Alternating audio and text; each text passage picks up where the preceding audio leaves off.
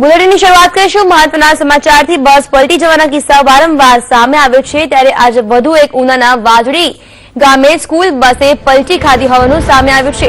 કોટડા સાંગાણીના મમેડી પ્રાથમિક શાળાની બસ પલટી ગઈ હતી, જેમાં 18 વિદ્યાર્થીઓ ઇજાગ્રસ્ત થયા છે। આ બસમાં વિદ્યાર્થીઓ અને શિક્ષકો સહિત 50થી વધુ લોકો સવાર હતા, ત્યારે હાલમાં ઇજાગ્રસ્ત વિદ્યાર્થીઓને સારવાર માટે ઉના હોસ્પિટલ ખસેડવામાં આવ્યા છે। આ અંગે વધુ માહિતી આપવા માટે જોડાઈ ગયા છે અમારા સંવાદદાતા ભાવેશ ઠાકર। ભાવેશ, શું વિગતો મળી રહી છે? કેવી રીતે આ બસ પલટી ખાઈ ગઈ?